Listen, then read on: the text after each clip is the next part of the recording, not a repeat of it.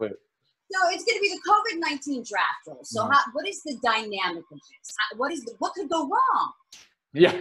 Great. That's a great way to preface everything, right? I mean, and I do like to think about football guys are not technically savvy. They just aren't. Like when you're in a meeting room with a coach or a GM and something doesn't work on the computer, you just get like the million clicks of the mouse and they're like, why isn't this working? What's happening right now? So the technical aspect of this thing is going to be comical to me. It's going to be like trying to watch my parents open attachment on an email, right? Like it's going to be pretty funny. But even more so than that, Liz, I think it's actually going to have pretty significant impact to who gets selected and where in the draft. And the reason is via these virtual Zoom calls and within franchises, I don't think you're going to see the robust discussion that you normally see about players, in particular if they've got a caution flag, right? Like a medical injury in their past or a character flaw in their past or a production issue in one of their seasons in college. What happens is normally in these robust discussions, somebody pounds the table and says, no, that's not an issue and here's why, and then they would go ahead and select that player. So without that type of vouching process, if you will, what you're going to have is safe players are going to get selected much higher than guys that have maybe a question mark or two surrounding their draft status. That's going to be a huge impact on this draft. Watch for that. Safe players you can plug and play right away, no caution flags. Those will be the ones selected.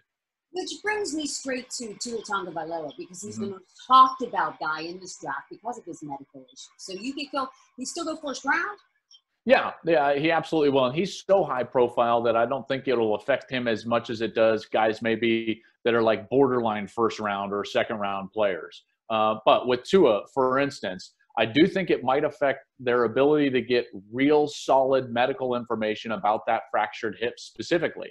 So I think what you might see on some teams' draft boards is that Justin Herbert from Oregon will climb up and be much closer to Tua than he might normally have been during a normal process. Now, I don't think he's going to get selected above Tua, but I do think it's going to be some consideration. Now, we'll see what Miami does at 5, but this is going to play right into our hometown team here with the Chargers needing a quarterback and potentially having to make a decision on Tua with that 6th pick in the draft. It'll be very interesting if Miami were to go Herbert or even leave both quarterbacks on the board for the Chargers, how they discuss the element of Justin Herbert, who is a healthy, smart, safe player, versus Tua, high upside, but that injury risk that we've been talking about. The 2-2 for them is so much sexier to fill a new stadium. That's exactly right. You're exactly right. Right. When we get back to the point where we're filling stadiums, right, it'll be that kind of thing. Which it's like the draft of the Dolphins right now, you know? Right? So other than we're going to see a lot of Dolphins, unless they start trading things away, what team is going to surprise us during this draft, do you think? Well, oh man, that's a great question. If I had to put money on it, Liz, it would be the New England Patriots. Wouldn't shock. Yeah, I don't think it would shock me at all if they decided they love one of these quarterbacks and make a big move to get them. Or maybe they love a guy like Jake Fromm from Georgia, who's people describe him as a coach's dream. Do they sit there and grab a guy like Jake Fromm later in the draft? I think that the Patriots are the ones that I'm most interested to see what they do. With all the attention on Miami, New England is the team now without Tom Brady that I'm most interested to see how they approach this draft and if they're going to get aggressive to move up to potentially get a quarterback. That's great. You know, I bet you're right. That's a pretty good call, Joe. All right, so we talked about the Chargers for a second. The Rams have not had a first rounder since they picked Jared Goff first, and unless we see a trade, it's not happening this year either. Right. Tell me what you think about what's going on there. Well, I mean, they were in a position with the players that they had, the contracts that they had, that they went for it and they had their opportunity, right, in the Super Bowl and fell a little bit short. And that's the cyclical nature of the NFL.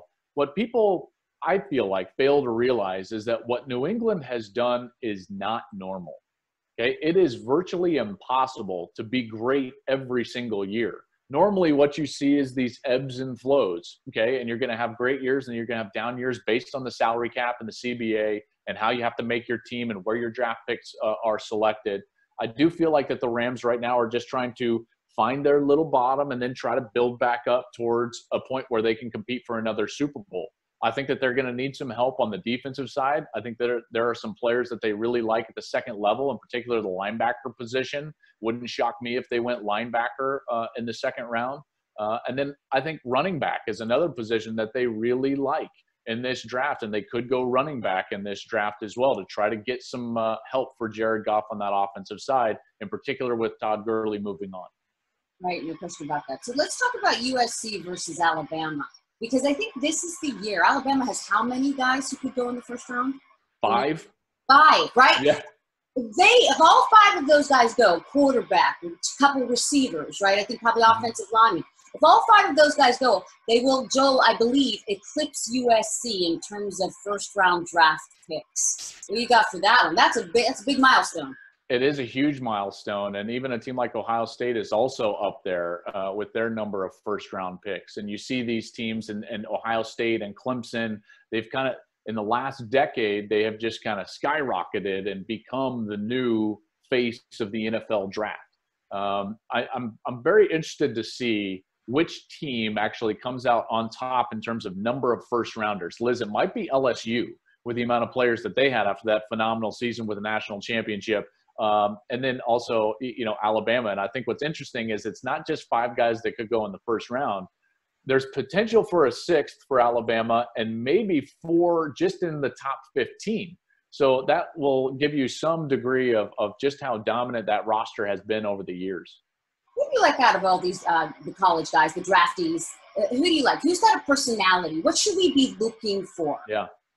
There's 2 guys actually, and both guys that I think could be first-round players, and really a third but to stay short, Isaiah Simmons from Clemson, folks. This guy is a excellent hybrid player, and so he can be a true middle field safety. He can be a great linebacker. He can blitz and rush the quarterback. I think he's going to potentially change the game on the defensive side. He's a bigger, better version of the Honey Badger, Tyrann Mathieu, and I think he could have a huge impact in the NFL. And then the other guy, maybe this is heartstrings because I'm going to my alma mater, but Laviska Shenault, the wide receiver from Colorado. I love his story, his makeup. He's a tough kid, comes from humble beginnings, but he is the type of guy that is a bit of a poor man's McCaffrey.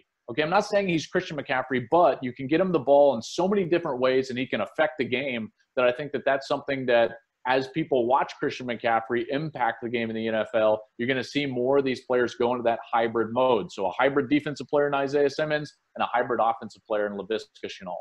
What's his backstory, Shenault? What's his story? Well, he comes from DeSoto, Texas, and when he was recruited to Colorado, he actually wasn't even the best player on his high school team. There was another wide receiver that also committed to Colorado named K.D. Nixon. And K.D. Nixon was more of the highly recruited, much ballyhooed player. And here's this Laviska Shenault who just kept working and working and working. And while K.D. Nixon is still at Colorado and has to come back for his senior year, here's Laviska Shenault, potentially a first-round pick. So that trajectory of perseverance and production and development is what I've loved about Laviska during his career. That's all right. I'm going to look at his story. I don't know a whole lot about that. Okay, I think I got everything. You want to tell me a little bit about what do you know about how this looks to us on television? So we're just viewers looking in, not that deep into some of this draft. But now, this is the new. We've never seen this before. Yeah, and I'm as interested as anybody to see how it's going to go, and in particular because I've been involved with the last couple from a television perspective, and now I'm just going to be on the radio. So myself and Jay Glazer and Peter Schrager are going to be doing Fox Sports Radio. You can check us out on the iHeart radio app. We'll be doing that, so you can check out the draft there. And as far as the television draft, I know that the NFL Network is not necessarily doing their own version, or else I would have been a part of it, quite frankly. Now it's going to be a mixture of ESPN and NFL Network. So you're going to see guys like Rich Eisen next to the ESPN folks and Daniel Jeremiah, next to the ESPN folks. So it's going to be different. Trust me when I tell you that. Hopefully there's not too many technical difficulties with some of those NFL guys in their basements and their internet goes out. Can you imagine? Which coach do you think will amuse us the most, or GM? Well, if it's judging by Twitter lately, it's Sean Payton, right? I mean, Sean Payton has been incredible. And I also got a couple of updates from their technical mock draft yesterday that they did, and trying to iron out all the technicalities within the draft. And I was told that Sean Payton selected a guard from North Carolina, number 23, in the mock selection. Everyone's like, what? He selected Michael Jordan. Right, I got it right away. Of course, the number 23, at first I went LeBron, then I went, no, Jordan. Yeah, exactly. Did you watch it? Oh, yeah. I thought it was incredible. What's your favorite part on it? I think my favorite part, honestly, was the part when Jordan first got to the Bulls. There was this culture that he didn't love, and so he just became like, he was Air Jordan, the heir apparent, right? All these things. He was Michael Jordan, and he just like lived in an apartment like a college kid. And they showed him washing dishes and stuff like that. I was like, that's awesome, and it just shows to the humble nature with which he kind of came to the NBA. I love that. Loved it too. I loved his mom, and I loved his bourbon and his cigar. All right. Yeah. Well, one more time. You guys, tell me, you guys are going to be on the radio. So the idea is like, look, if you want to put it on TV, if you want to hear what you guys have to say, we can just hook you up. But tell me about it. That's right. We're on FOX Sports Radio, and you can also listen on the iHeart app. So as you're sitting there watching the draft, you can pull us up on your phone, your iPad, and quite frankly, we're a little ahead of the draft on television. So you're going to hear from us first, what's going on, who's selected, and why. Peter Schrager and Jay Glazer are the two most connected, along with Adam Schefter, the most connected people in the NFL. I'm going to give you as much information as I can from the college perspective about these kids as players. So we really feel like our coverage on the radio and iHeart Radio app is going to be second to none. Well, we all do everything with 2 or 3 screens these days. So that's right. I'll be there, Joel. Thanks a lot. I love it. Thank you, Liz. Appreciate your time. Hey, thanks. Everyone, thanks. You got it. Bye.